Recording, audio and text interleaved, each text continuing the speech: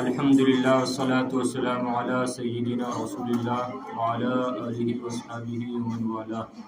بسم اللہ الرحمن الرحیم۔ حکمہ اے حکم خبر المتواتر، نحن ندرس عن خبر المتواتر، نحن درسنا بعض الاحکام في درس الأمس، وإن شاء الله نحن ندرس اليوم أيضا عن خبر المتواتر، ونحن ندرس عن حكم خبر المتواتر وأقسام خبر المتواتر، وما هي أشهر المصنفات في خبر المتواتر. إن شاء الله نحن ندرس هذه الأشياء اليوم إن شاء الله. حکمہ، اس کا حکم، یہ خبر متواتر کا حکم کیا ہے؟ آپ خبر متواتر کی تعریف پڑھ چکی ہے اور اس کی شرائط پڑھ چکی ہے۔ اب یہاں سے خبر متواتر کا حکم کیا ہے وہ بتا رہے مصنف علیہ الرحمہ۔ توجہ ہے نا؟ اگر آپ کو تعریف اور شرائط اچھے سے سمجھ میں آ گئے ہوں گے تو حکم بھی آپ کو سمجھ میں آ گیا ہوگا ضمناً، لیکن پھر بھی آپ جو ہے توجہ دیں گے تاکہ اور اچھے سے حکم اس کا سمجھ میں آئے۔ المتواتر یفید العلم الضروری، خبر متواتر علم ضروری کا فائدہ دیتی ہے، علم بدیہی کا فائدہ دیتی ہے۔ خبر متواتر علم ضروری سے مراد بدیہی، جس میں غور و فکر کی ضرورت نہ پڑے، سنتے ہی دیکھتے ہی آدمی سمجھ جائے، اس کو کہتے ہیں بدیہی۔ تو خبر متواتر علم ضروری بدیہی یقینی کا فائدہ دیتی ہے، ای الیقینی الذی یضطر الانسان الی التصدیق به تصدیقا جازما کمن یشاہد الامر بنفسه فإنه لا يتردد في تصدیقه، یعنی ایسے علم یقینی کا فائدہ دیتی ہے کہ انسان مجبور ہو جاتا ہے لازماً اس کی تصدیق کرنے کی طرف۔ یضطر الانسان، انسان مجبور ہو جاتا ہے لازماً اس کی تصدیق کرنے کی طرف، تصدیقاً جازماً لازماً، یعنی ایسے علم یقینی کا فائدہ دیتی ہے خبر متواتر کہ انسان مجبور ہو جاتا ہے لازماً اس کی تصدیق کرنے کی طرف، کمن یشاہد الامر بنفسی، جیسا کہ وہ شخص جو کسی بات کا آنکھوں سے مشاہدہ کر رہا ہو تو یقیناً اس شخص کو اس کی تصدیق میں کوئی تردد، کوئی شک و شبہ نہیں رہتا ہے۔ جیسے کہ وہ انسان جو کسی معاملے کا اپنی آنکھوں سے مشاہدہ کرتا ہے، دیکھتا ہے، تو یقیناً اس کو اس معاملے کی تصدیق میں، صداقت میں کوئی تردد نہیں رہتا ہے۔ فَكَذَلِكَ الْخَبْرُ الْمُتَوَاتِرُ، تو خبر متواتر بھی اسی طرح ہے، خبر متواتر بھی اسی طرح ہے۔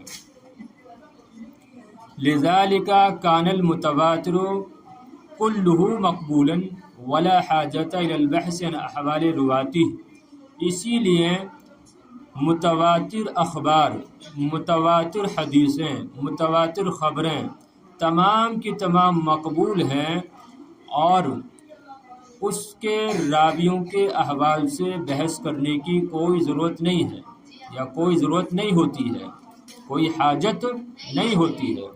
اسی لیے متواتر خبریں تمام کی تمام مقبول ہیں، ولا حاجت الی البحث عن احوال رواتی، اور خبر متواتر کے راویوں کے احوال سے بحث کرنے کی حاجت نہیں ہوتی ہے۔ سمجھے بات؟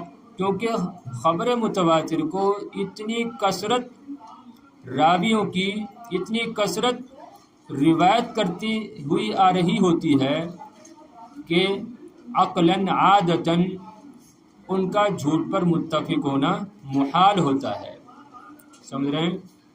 تو وہ یعنی خبر متواتر علم بدیہی کا فائدہ دیتی ہے، اور جو چیز بدیہی کا فائدہ دیتی ہے، یقینی کا فائدہ دیتی ہے، علم یقینی ضروری کا فائدہ دیتی ہے، تو پھر اس میں بحث و مباحثہ نہیں کیا جاتا ہے۔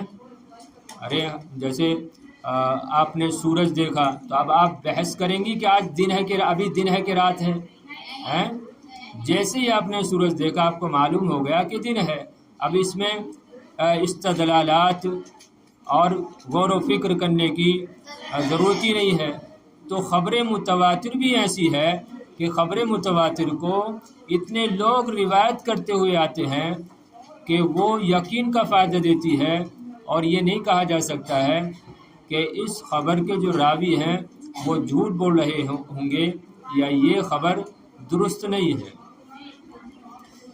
تو پھر دیکھیے خبر متواتر کا، خبر متواتر علم ضروری بدیہی کا فائدہ دیتی ہے، یعنی ایسے علم یقینی کا کہ جس کی وجہ سے انسان مجبور ہو جاتا ہے لازماً اس کی تصدیق کرنے کی طرف، جیسا کہ وہ شخص جو کسی معاملے کا اپنی آنکھوں سے مشاہدہ کر رہا ہو تو یقیناً اس کو اس کی صداقت میں کوئی تردد نہیں رہتا ہے۔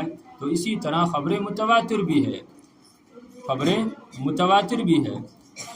اسی لیے خبر متواتر، متواتر حدیثیں کلہ مقبولاً، تمام کی تمام مقبول ہیں، اور اس کے خبر متواتر کے راویوں کے احوال سے بحث کی ضرورت نہیں ہے یا نہیں ہوتی ہے۔ سمجھے بات؟ اقسامہ، خبر متواتر کی قسمیں، ینقسم الخبر المتواتر الی قسمین ہما لفظی و معنوی۔ خبر متواتر منقسم ہوتی ہے دو قسموں کی طرف، وہ دو قسمیں کون سی ہیں؟ لفظی اور معنوی۔ ان میں سے ایک لفظی ہے، دوسری معنوی ہے۔ اب لفظی اور معنوی سے ہی بات سمجھ میں آپ کو آ رہی ہوگی، اور یہیں پر آپ سن لیں، دیکھیں خبر متواتر لفظی وہ کہلائے گی کہ جس کا لفظ، کہ جس حدیث کے الفاظ اور معنی دونوں متواتر ہوں، دونوں تواتر کے ساتھ مروی ہوں۔ نبی کریم علیہ السلام سے لے کر صحابہ کے زمانے سے لے کر ہم تک اس حدیث کے الفاظ اور معانی تواتر کے ساتھ روایت ہوتے ہوئے ہم تک پہنچے ہوں، اس کو کہیں گے متواتر لفظی، صحیح ہے؟ اور متواتر معنوی اس حدیث کو کہا جائے گا، اس خبر متواتر کو کہا جائے گا کہ جس کے الفاظ تو مختلف ہوں لیکن معنی ایک ہی ہو۔ سمجھ رہے ہیں؟ معنی ایک ہو اگرچہ الفاظ مختلف ہوں۔ بکثرت، یعنی اس حدیث کو بکثرت صحابہ نے، اور اسی طریقے سے صحابہ کے بعد ہر دور میں مختلف راویوں نے اس حدیث کو آگے روایت کیا ہو اور وہ ہم تک پہنچی ہو، اگرچہ الفاظ مختلف ہوں لیکن معنی ایک ہی ہو، تو ایسی خبر کو کیا کہیں گے؟ خبر متواتر معنوی، کہ اگرچہ ان کے الفاظ بدل گئے لیکن مقصد و مفہوم اور معنی سب کا ایک ہی ہے۔ صحیح ہے نا؟ ارے جیسے کوئی ایک بات ہے، اب بڑی آپا نے کوئی بات بتائی اور سب آپ آ کر جو ہے اسی بات کو مختلف الفاظ میں آ کر بیان کریں، تو اس کو کیا کہیں گے؟ مانن کہیں گے۔ سمجھ رہے ہیں؟ لیکن اگر ایک ہی لفظ میں آپ بتا رہی ہیں آ کر، تو اس کو کیا کہیں گے؟ لفظی۔ اقسام ہو، اور خبر متواتر کے اقسام، ینقسم الخبر المتواتر، خبر متواتر منقسم ہوتی ہے دو قسموں کی طرف، اور وہ لفظی اور معنوی ہے۔ المتواتر اللفظی ہوا ما تواتر لفظہ معناہ، خبر متواتر لفظی وہ ہے کہ جس کے الفاظ اور معنی دونوں متواتر ہوں، دونوں تواتر کے ساتھ ہم تک پہنچے ہوں۔ مثل حدیث من کذب علی متعمدا فلیتبوأ مقعدہ من النار۔ دیکھیں بات اور واضح ہو جائے گی، مثال بھی دے رہی ہے۔ تو متواتر لفظی وہ ہے کہ جس کے الفاظ، جس حدیث کے الفاظ اور معنی دونوں تواتر کے ساتھ مروی ہوں، جیسا کہ من کذب علی متعمدا فلیتبوا مقعدہ من النار والی حدیث کہ رواہ بضعۃ و سبعون صحابیا، کہ اس حدیث کو 70 سے زائد صحابہ نے روایت کیا ہے. اس حدیث کو 70 سے زائد صحابہ نے روایت کیا ہے. تو 70 کی تعداد تو بہت ہوتی ہے. کوئی یہ عقل میں یہ بات آ سکتی ہے معاذ اللہ 70 صحابہ نے جھوٹ بولا ہو؟ عقل محال جانتی اس بات کو. تو اس کو کیا کہیں گے؟ خبر متواتر لفظی، کہ انہی الفاظ کے ساتھ من کذب علی متعمدا فلیتبوا مقعدہ من النار، انہی الفاظ کے ساتھ بہت سارے یعنی 70 سے زائد صحابہ، اور پھر اس کے بعد تابعین، تبع تابعین، اس کے بعد نیچے والے دور میں، یعنی ہر طبقے میں ہم تک یہ جو حدیث پہنچی ہے اسی طریقے سے بکثرت راویوں سے پہنچی ہے. تو یہ کیا کہلائے گی؟ متواتر لفظی. پھر دیکھیے متواتر لفظی وہ ہے کہ جس کے الفاظ و معنی دونوں متواتر ہوں، جیسا کہ یہ حدیث من کذب علیہ، کہ جس نے نبی کریم علیہ السلام نے فرمایا کہ جس نے مجھ پر جان بوجھ کر جھوٹ باندھا فلیتبوا مقعدہ من النار، تو چاہیے کہ وہ اپنا ٹھکانہ جہنم میں بنا لے، جہنم میں بنا لے. رواہ بضعۃ و سبعون صحابیا، اور اس حدیث کو 70 سے زائد، بضع معنی کیا آتا ہے یعنی غالباً 3 سے لے کر 10 تک، تو 70 سے زیادہ، یعنی اب وہ 75 بھی ہو سکتے ہیں، 75 بھی ہو سکتے ہیں، 76 بھی ہو سکتے ہیں. تو اس حدیث کو 70 سے زائد صحابہ نے روایت کیا ہے. فہمتن جیداً؟ فہمتن؟ المتواتر المعنوی، خبر متواتر معنوی، دوسری قسم خبر متواتر معنوی. وہ کسے کہتے ہیں؟ دیکھیے وما تواتر معناہ دون لفظہ، خبر متواتر معنوی وہ ہے کہ جس خبر کے معنی تو متواتر ہوں، تواتر کے ساتھ مروی ہوں، لیکن کیا ہے الفاظ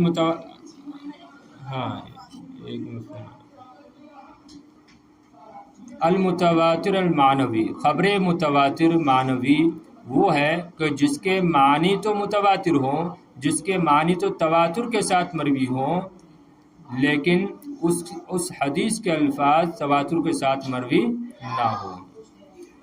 مثل احادیث رفع الیدین فی الدعاء، جیسا کہ دعا کے وقت ہاتھ اٹھانے والی حدیث ہیں. ٹھیک ہے، جیسا کہ دعا کے وقت رفع یدین والی حدیث ہے کہ نبی کریم علیہ السلام نے، توجہ دیں گے، نبی کریم علیہ السلام نے دعا کرتے وقت اپنے ہاتھوں کو اٹھایا. یہ بکثرت حدیث، یعنی اس سلسلے میں حدیثیں کثرت سے آئی ہیں، لیکن الفاظ تھوڑے مختلف ہیں، لیکن سب کا مفہوم کیا ہے کہ آپ نے اپنے دست مبارک کو اٹھایا. صحیح ہے نا؟ سب کا مفہوم کیا ہے کہ آپ دعا کرتے وقت اپنے ہاتھوں کو اٹھاتے تھے. صحیح ہے نا؟ ہاں، تو یہ ہے خبر متواتر معنوی وہ ہے کہ جس کے معنی تو متواتر ہوں، نہ کہ اس کے الفاظ، یعنی الفاظ تواتر کے ساتھ مروی نہ ہوں، جیسے دعا کے وقت یا دعا میں رفع یدین والی حدیث ہے.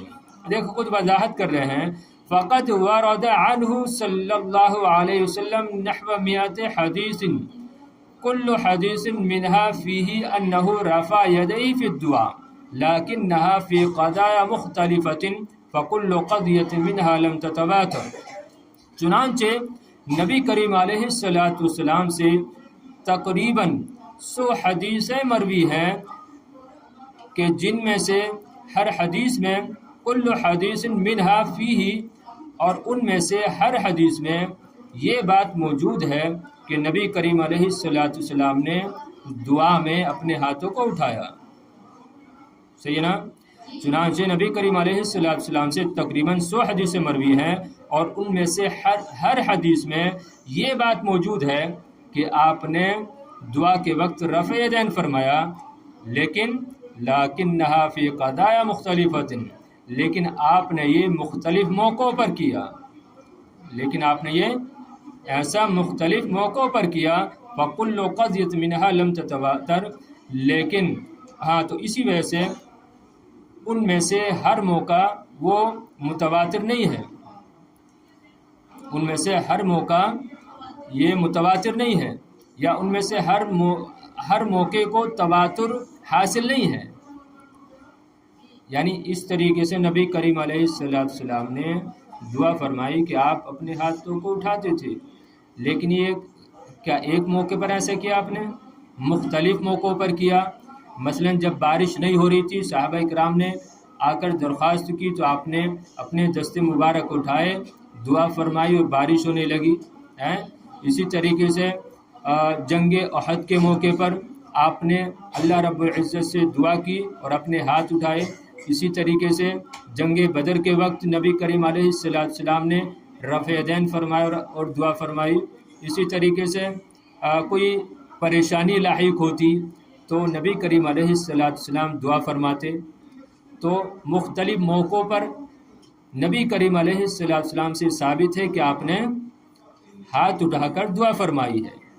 تو یہ ایک موقع تھوڑی ہے، مختلف موقع ہیں نا، تو ان میں سے اگر الگ الگ موقعوں کو دیکھا جائے تو اس میں تواتر نہیں پایا جاتا ہے، لیکن مانن کہ سارے موقعوں پر نبی کریم علیہ السلام نے ہاتھوں کو اٹھایا ہے، تو مفہوم تو ایک ہی پایا جا رہا نا۔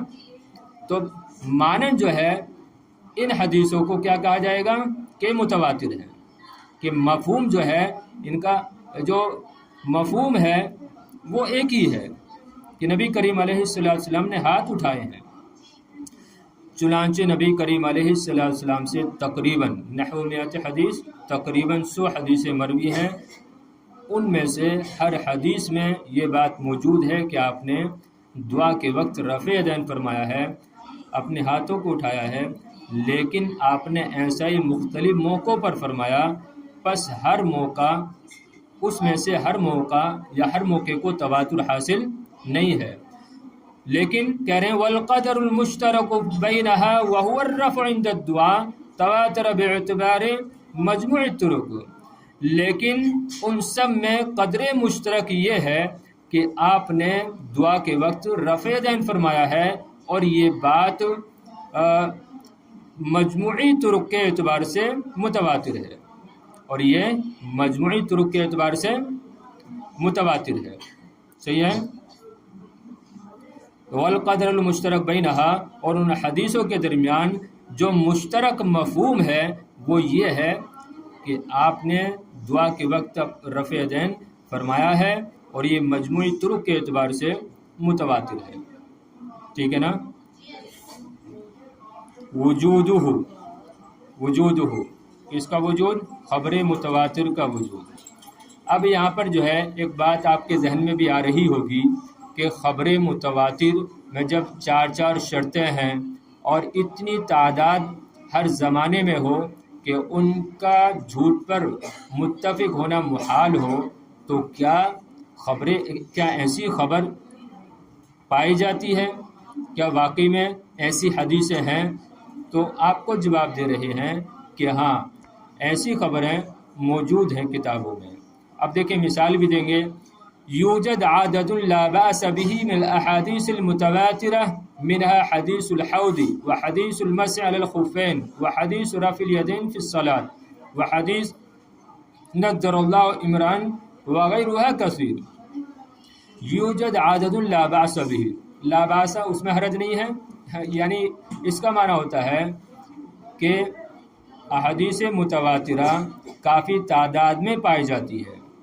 کیا لگائیں گے لا باس بھی کا؟ کافی، کہ احادیث متواترہ کافی تعداد میں پائی جاتی ہیں۔ اب مثال دے رہے ہیں جیسے ان میں سے کون کون ہے، جیسے کہ حوض کوثر والی حدیث، اور خفین پر مسح کرنے والی حدیث، یہ بھی متواتر ہے، اور نماز میں رفع یدین کرنے والی حدیث، اور اسی طرح نذر اللہ عمران والی حدیث، اور اس کے علاوہ بہت ساری حدیثیں یہ کیا ہیں؟ سب متواتر ہیں۔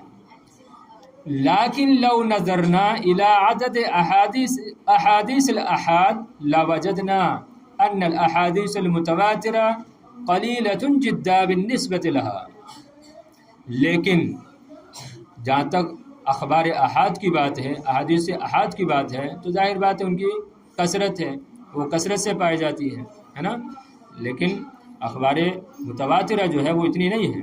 اسی بات کو کہہ رہے ہیں لیکن لو نظرنا، لیکن اگر ہم غور کریں، ہم دیکھیں احادیث احاد کی تعداد کی جانب، تو ضرور ہم پائیں گے کہ احادیث متواترہ بہت کم ہیں بالنسبت لہا، احادیث احاد کی مناسبت وہ بمقابل، بالنسبت کا ترجمہ کیا لگا لیں گے؟ بمقابل، اور لہا میں ہا ضمیر کا مرجع ہاں۔ تو دیکھیے، لیکن اگر ہم دیکھیں احادیث احاد کی تعداد کی جانب، تو ضرور ہم پائیں گے کہ احادیث متواترہ بہت کم ہیں احادیث احاد کے بمقابل۔ اچھا، اب کیا اس میں کسی کتاب میں بھی یہ مستقل مل سکتی ہیں؟ تو اس کے بارے بتا رہے ہیں اشہر المصنفات فیہ، خبر متواتر میں لکھی جانے والی مشہور کتاب ہے۔ ارے وہ اب ان کتابوں کا تذکرہ یہاں سے کر رہے ہیں مصنف علیہ رحمہ، کہ جس کتاب میں یا جن کتابوں میں صرف اخبار متواترہ ہیں، تو بہت بڑا کام کیا نا انہوں نے۔ جتنی بھی اخبار متواترہ ہیں ان کو ایک جگہ جمع کر دیا، تو اب آدمی پر کیا ہو گیا؟